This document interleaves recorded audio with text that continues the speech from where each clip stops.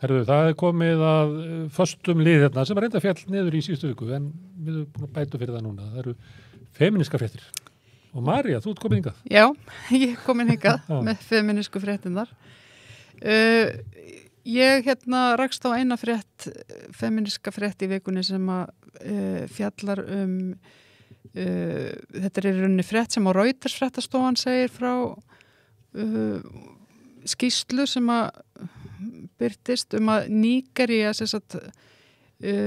herinn í Nígeríu hefur staðið fyrir svona hóp fóstureyðingum þar sem að fórnarlömb Boko Haram hafa verið þvingað, hvað þessar konur og stúlkur hafa verið þvingaðar í fóstureyðingar og þetta er bara svona eftir að hafa verið nauðgað. Já, eftir að hafa verið rænt og nauðgað. Þannig að þeim er bjargað og þá er þeim þröngvað í fóstureyðingar. Þá er þeim þröngvað og það er ekki spurðar og það er jafnvel talið að þær geta þá hættu að vera barðar eða jafnvel bend skotvopnað þeim bara ef þú samþykkir þetta ekki þá bara verður skotin. Þannig að þetta er svolítið óhugnaleg skýrsla og þannig eru 33 konur sem segja frá og vitna og það eru 5 heilbrigðisstarfsmenn, 9 öryggisverðir af heilbrigðisstofnunum. Þannig að það er alveg, og fullt af sjúkraskýrslum og einhver hergögn til þess að baka þetta upp. En herinn alveg staðfastlega neitar. Þannig að þetta er svona það sem að mál sem er í gangi þarna núna. En herinn lítur á þetta sem þjóðaröryggismál að þessi börn fæðist ekki? Væntanlega gera þeir það, en þeir svo sem vil ekki viðurkenna það náttúrulega núna. Af því þeir vil ekki viðurkenna að þeir hafi haldið úti þessum búðum, En það er talið að... Hvenna er ríkisegn? Já, ég meina það er talið, að 10.000 fóstureyðingar hafi verið þvingaðar upp á nígerískar stúlkur og konur án þeirra samþykkist. Þannig að þetta er svolítið stórt mál, Ég meina femíniska frétt. Já. Og datt allir í hug. Já. Tókstu eftir því þegar það var skrifað undir samningana á VFR og yfirmönnum? Já, allir kallanir. Allir. Já. Svo við varum að fylgjast með útsetningunni og þeir stilla sér þarna upp og ríkissáttasemur kemur og segir eitthvað, nei, það best að ég sé ekki með og eitthvað svona og Ragnar náttúrulega farinn. Bara allt saman kallar. Allt kallar. Svo kemur í blöðunum kemur mynd og þá er ríkissáttasemur komin inn aftur að því hann gat tekið 2 vararíkissáttasemura og eitthvað starfsmann af skrifstofunni til þess að væri 2 konur á myndinni. Jesús góður. Svo sá ég að hvort heldur hafi verið kallar eða konur sem að bökuðu vöfflurnar. Herðu, þeir voru sjálfur kallarnir að baka vöfflurnar eða ekki? Nei. Það voru konur. Af hverju fannst mér ég hafa séð mynd af einhverjum kalli? Þú sátt að bara geta vöfflurnar. Það er mjög kostuleg mynd af formanni og frækatastjóra. Mér fannst ég sjá mynd af einhverjum þeirra að vera við vöfflujarni. Þeirra var bara verið að næla sér í bita. Það er ekki, sá sem að fyrir hún í kökukrukkuna, hann bakaði ekki kökunar. Nei, einmitt. En þetta kom í fréttum, það var einhver frétt þetta, þetta hefði allt verið kallar. Og það þyrfti að fara að skipa, það þyrfti vantilega bara að fara að setja kynjakvóta á samningar. Ég man ekki hver sagði þetta. Nei, ég man ekki hvaðan fréttin kom, Nei, það var Sonja í BSB, sagði þetta. Já, ok. Henni blöskraði þetta. Einmitt, já. Akkurat. Þetta er náttúrulega iðnaðarmennirnir sem frekar kallast, já. En það er náttúrulega VFR, náttúrulega kvennafélag. Já, það er ekkert allt kallar. Herðu, svo var búin að vera frétt í síðustu daga hérna með bótakröfunar Áslaugar Thelmu Einarsdóttur á hendur Orku náttúrunnar. Það mál vakti mikla athygli árið 2018 þegar hún greindi frá því þá að sér hefði verið sagt upp eftir að kvarta undan framkomu yfirmann síns, Bjarna Más Júlíussonar, sem þá var framkvæmdastjóri fyrirtækisins. Honum var vikið úr starfi, en hún fekk ekki vinnun aftur. Og það var ekkit talað að það hefði verið neitt aðtöfuvert við það að henni hefði verið sagt upp. Þannig að Já, svona látið einhverju stíi var látið verið vaka, það var eitthvað að henni sem Já, það var eitthvað að henni, já. Og það væri svona yfirvarpi á henni að klæði til þennabúning. En hvað er þetta málstætt núna?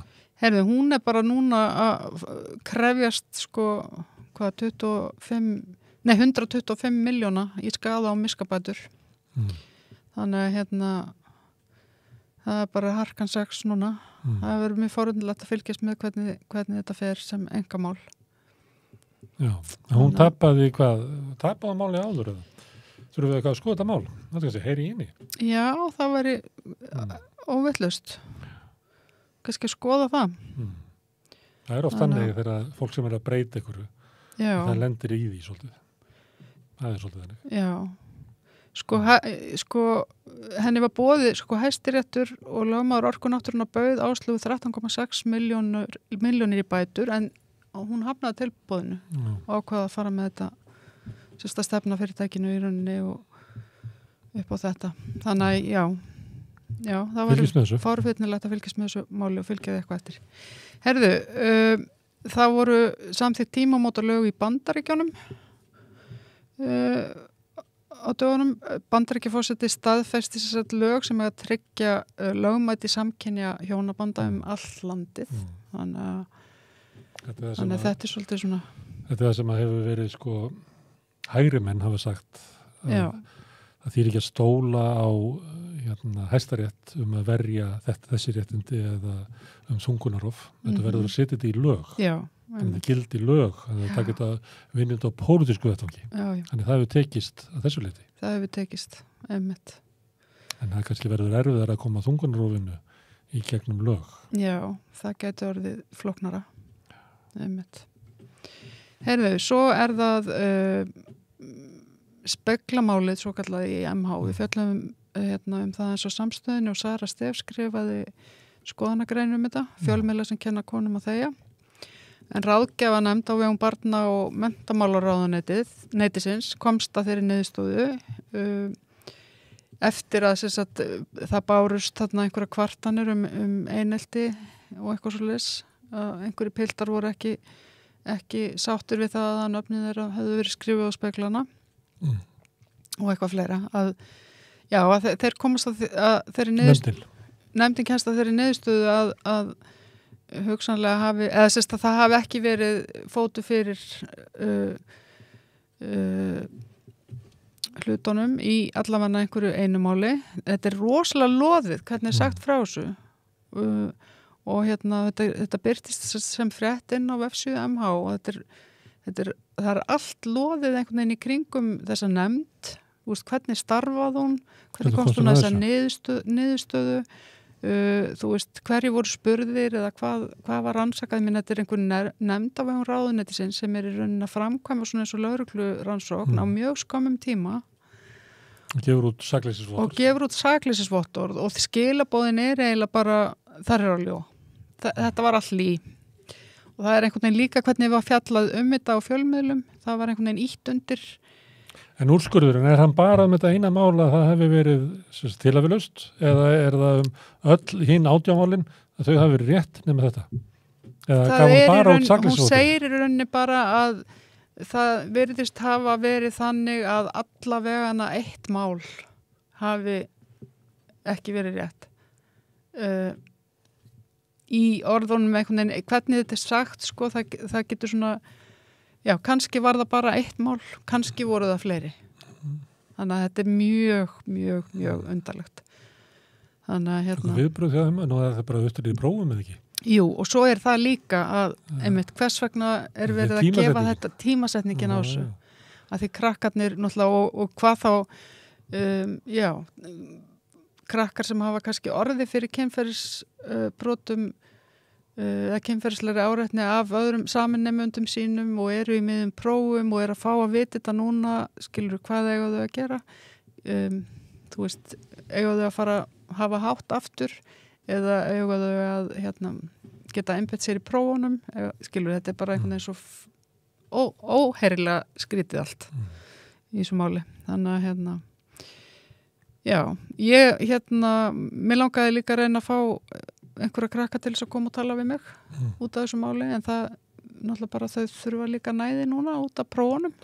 Já. Foreldrarnir bannaði með að koma. Foreldrarnir bannaði með að koma, sem ég skil bara alveg. Já.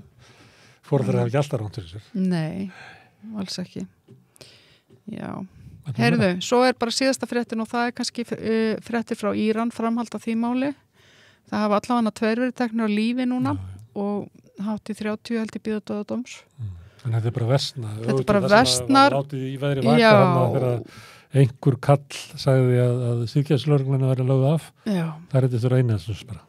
Sko, það allavega fer eitthvað tvennum sögum af því og ég meina þeir eru þá allavega í staðinn bara að fara að dæma fólk af lífi eða sérst til lífláts vilja vekk og núna er samt sko, það er svo forvitnilegt að sjá núna hvort að það hafi eitthvað upp á sig en alþjóðlega fótboltasambandið FIFPro gaggrínir sérst harlega lífláts dóm þar sem að atvinnumaður í fótbolta býður líflátsdóms, það er eiginlega búið að gefa út að hann verið vantarlega dæmdur. Hvað er samtök þetta? Þetta er ekki FIFA?